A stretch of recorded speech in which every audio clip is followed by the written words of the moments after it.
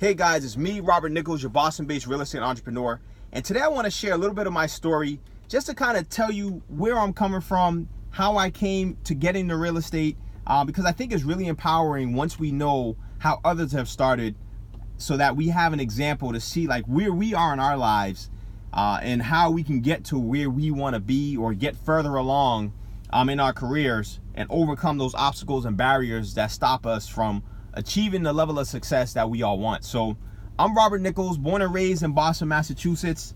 I guess to start, my parents, my father growing up was an electrician, unit electrician.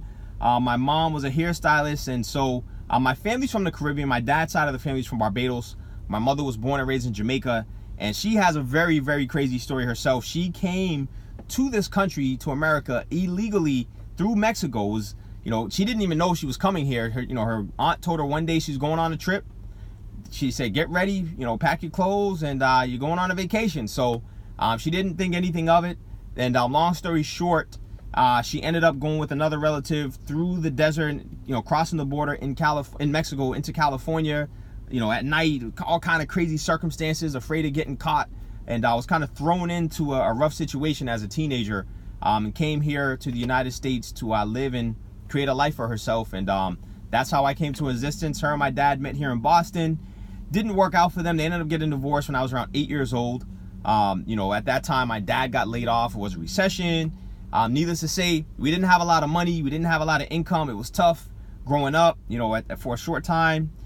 Just really struggling financially. And as a kid, struggling with an abandonment. My mom had left my dad, so my father was a single father.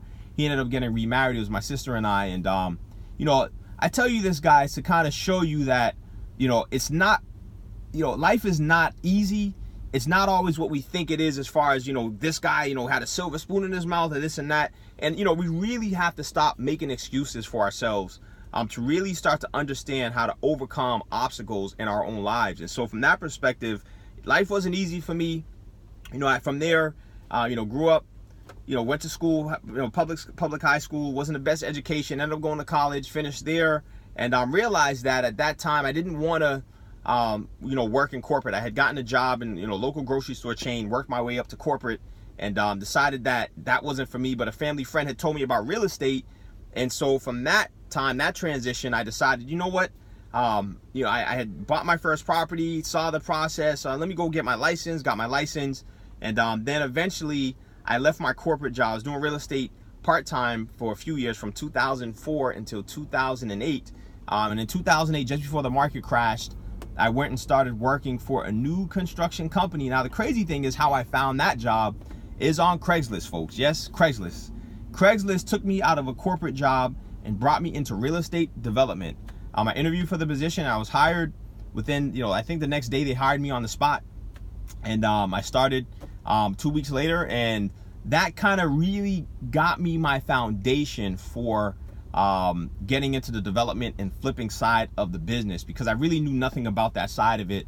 I bought my first property. It was a buy and hold. I helped a few people buy properties over the years, investment properties, but as far as like the construction process, how to flip and all of that, I really had no clue. But joining the new construction company as their sales and marketing agent, and then eventually their property manager, and then eventually their project manager, gave me invaluable insight and experience into how I could kind of use that knowledge to grow and develop a successful real estate investment company or flipping company on my own. And that's exactly what I've done over the course of the last 10 years on the investment side of the business. And so, I think it's important to understand it's different buying and holding than it is flipping. It's like apples and oranges, but both are skills that can be acquired over time. And so I think from that story, you can kind of see, didn't start off with any special privilege or anything like that as a kid.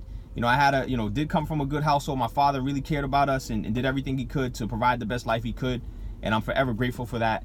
And, it definitely was a struggle at times, but outside of the obstacles, I was still empowered to try hard, to make things happen, to really build the life that I wanted to build for myself. And, I'm really satisfied with what I've been able to accomplish. And I still have a lot more to accomplish, but I think it's important to draw power from stories where people come from, very different backgrounds and situations, and not to focus on the obstacles, but to focus on how you can overcome those obstacles to achieve the success you want. And I think the biggest thing it's really getting into the right environment. Like, if you want to change your life, and I say this all the time, people that know me, you have to start by changing your environment. And once you do that, it really becomes much easier to achieve the level of success if the people that are around you mirror what you want to be, what you aspire to be, and how you aspire to live, not how you're currently living. And that's so important, that we surround ourselves with people who are on the same page, who are equally yoked. That's a term from the Bible, but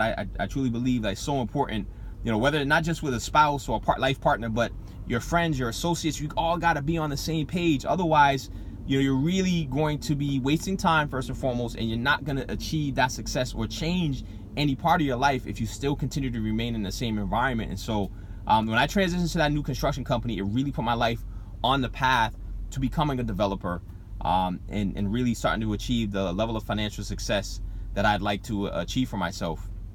Stay tuned for more. I'm going to be sharing more of my story and different situations that arise, as a flipper. But be encouraged, continue to stay focused, and you can achieve whatever it is you desire to do as long as you're committed to the process and you understand that, as I said in this conversation, changing your environment is really a staple of making that change in your life. Hope you have a fantastic day, and stay tuned for more.